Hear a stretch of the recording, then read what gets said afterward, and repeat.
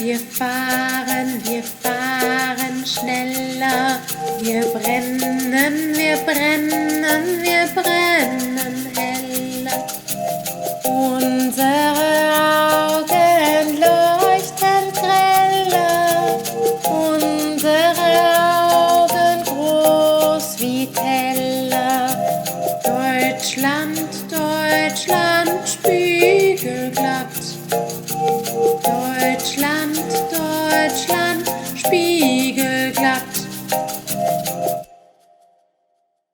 Dennis Rex wurde Mitte der 1980er in Moskau geboren und zog 2001 mit seiner Familie nach Köln.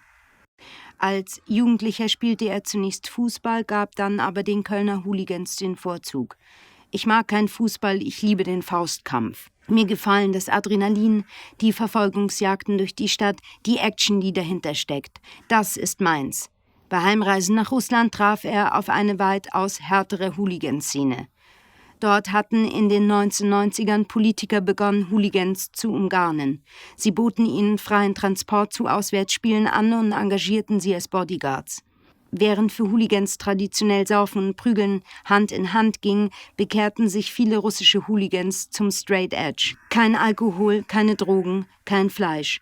Trainiert wurde nicht nur im Gym, sondern auch im Wald. Dort reihten sich Mitglieder zweier rivalisierender Hooligan-Gruppen voreinander auf und gingen auf Kommando aufeinander los. Wer zu früh zu Boden ging, wurde nicht wieder eingeladen. Wer sich bewährte, durfte fortan auch an Straßenkämpfen teilnehmen. Oft zog man nach den Waldkämpfen direkt weiter, ein paar Immigranten verprügeln. Beim weißen Waggon bestieg man maskiert einen Zug und attackierte jeden, der nicht kaukasisch aussah. Das war Fight Club for real.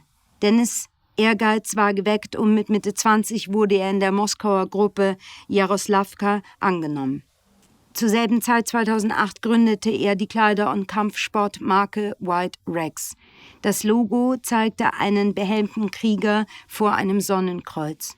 T-Shirts und Cappies waren bedruckt mit Messern, Hämmern, Äxten, Schlagringen, Motiven aus der slawischen und germanischen Mythologie sowie Slogans wie Ultragewalt, Don't Stop European Reconquista und In Violence We Trust. Auf Tumblr postete White Rex ein Video von einem Auto, das in zwei Männer fuhr und betitelte es mit Mad Max vs. Gay Immigrants.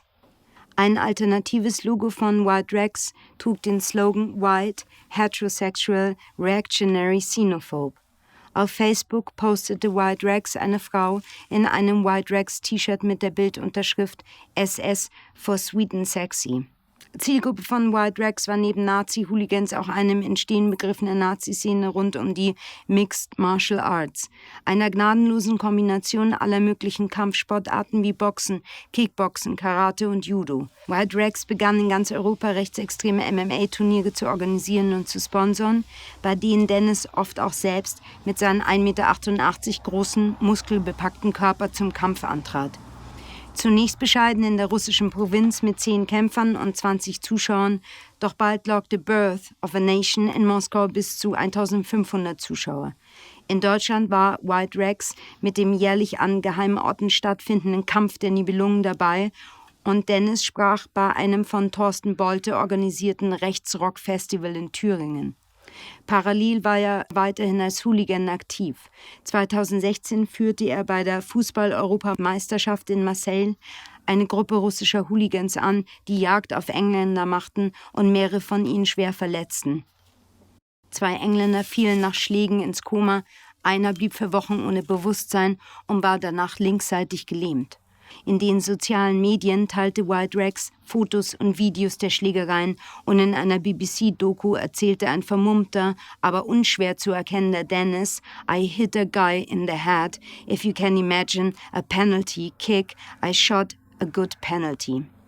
Russische Politiker zollten den Hooligans um Dennis offen Beifall für ihre Kampfstärke. Doch bald überwog die Furcht, dass es auch bei der Fußball-Weltmeisterschaft 2018 in Russland zu unschönen Ausschreitungen kommen könnte. Es wurden Hausdurchsuchungen bei Hooligans angeordnet und Hunderten wurde der Besuch von Fußballspielen untersagt. Dennis wich aus in die Ukraine und netzwerkte in der dortigen Hooligan- und MMA-Szene. Doch auch hier war er vor dem Gesetz nicht sicher. Die Behörden verdächtigten ihn, Amphetamine hergestellt und versucht zu haben, sich Waffen in Form umgebauter Signalpistolen zu beschaffen. Im Herbst 2018 wurde er vorübergehend festgenommen, dann wurde ein Ausreiseverbot verhängt. Als White Rex mit der amerikanischen Alt-Right zu kooperieren begann, wurde dessen Facebook-Seite gelöscht. Anfang 2019 folgte der Spiegel mit der Enthüllung, dass Dennis' bekannter Nachname ein Pseudonym sei. Sein eigentlicher Nachname sei ein jüdischer und er sei mit seiner Familie 2001 als jüdischer Kontingentflüchtling nach Deutschland gezogen. Der Verdacht lag nahe, dass Dennis mit der russischen Regierung kooperierte. Seine europaweiten Bemühungen, die MMA-Szene zu nazifizieren und die Neonazis zu brutalisieren, standen in Einklang mit deren Destabilisierungskampagnen. Es würde auch Dennis finanzielle Mittel für seine zahlreichen Events erklären. Zwar konnte er die Nachricht von seiner jüdischen Identität als üble Verschwörung abtun und russische Unterstützung kam den europäischen Nazis auch sonst sehr gelegen. Dennoch war für Dennis die Zeit gekommen, sich mit White Rex weiterzuentwickeln und seiner erklärten Ambition gerecht zu werden. Alle Lebensbereiche eines modernen Menschen abzudecken und zu 100% eine alternative Lebenseinstellung zu schaffen. In dieser Situation kontaktierten ihn Alexander Panzlav und Jürgen XL und erzählten von ihrem Plan zur Zucht einer arislawischen Herrenrasse, die sich in der zwischen Deutsch, Südost- und Russland erstreckenden Siedlungsbewegung Deutsch XL herausbilden und behaupten würde. Jürgen und Alexander, selbst schon im fortgeschrittenen Alter, offerierten Dennis die Rolle des Führers. Er böte perfektes genetisches Material, habe außerordentliches organisatorisches Talent bewiesen, spreche fließend Russisch und Deutsch und verfüge über beste Kontakte, um in der MMA- und Hooligan-Szene geeignete Siedler zu rekrutieren. Dennis war sofort dabei und die russische Regierung war es auch.